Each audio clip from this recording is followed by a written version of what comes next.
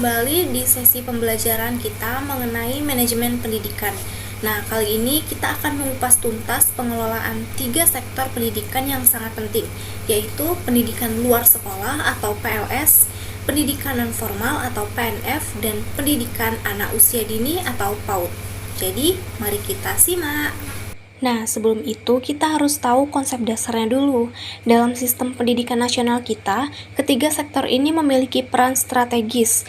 Pendidikan luar sekolah atau PLS dan pendidikan non-formal atau PNF seringkali digunakan secara bergantian, merujuk pada jalur pendidikan di luar jalur formal yang fleksibel dan berorientasi pada kebutuhan peserta didik. Tujuannya adalah memberikan layanan untuk meningkatkan keterampilan, pengetahuan, dan sikap yang tidak didapatkan di sekolah formal. Sementara pendidikan anak usia dini atau PAUD, seperti yang kita tahu, adalah upaya pembinaan yang ditujukan bagi anak sejak lahir sampai usia 6 tahun melalui pemberian rangsangan pendidikan. PAUD bisa bersifat formal seperti TK dan non-formal seperti KB atau TPA, maupun informal. Nah, yang pertama, mari kita bahas manajemen pendidikan luar sekolah. Pendidikan luar sekolah adalah pembelajaran yang terjadi di luar lingkungan sekolah formal, seperti kursus keterampilan atau program komunitas untuk mendukung pengembangan individu. Adapun aspek manajemen utama meliputi 4 hal. Yang pertama adalah perencanaan program. Untuk menentukan tujuan, kurikulum, dan jadwal yang fleksibel disesuaikan dengan kebutuhan peserta seperti pekerja atau orang dewasa.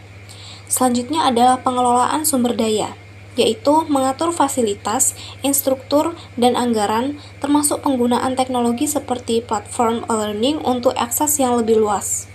Yang ketiga, evaluasi dan pengembangan. Ini melakukan penilaian hasil belajar melalui tes atau portofolio serta umpan balik untuk perbaikan program.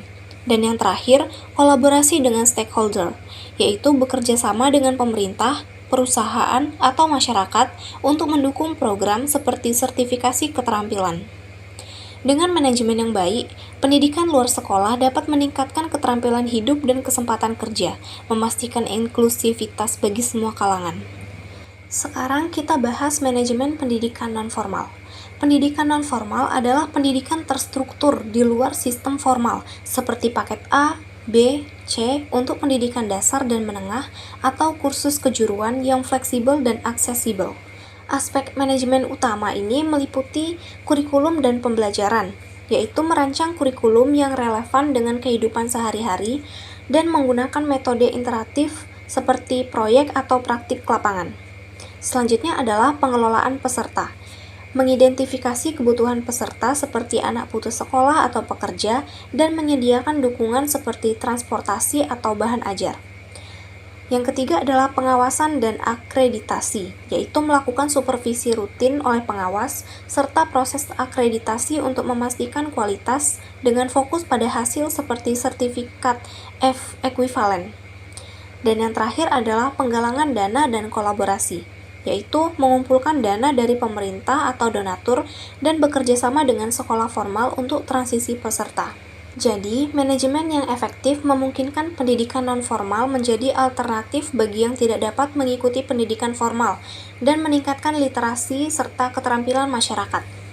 Selanjutnya adalah manajemen pendidikan anak usia dini atau PAUD.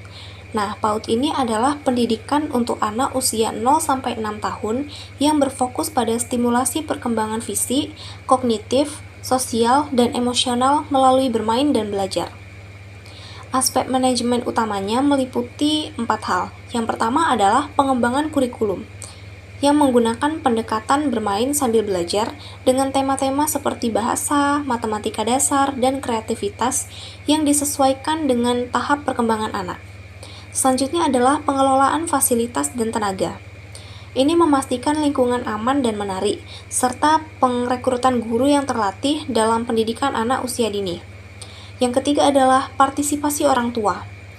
Ini melibatkan orang tua melalui kegiatan seperti parenting class atau laporan perkembangan anak untuk dukungan rumah. Dan yang terakhir adalah evaluasi dan inovasi.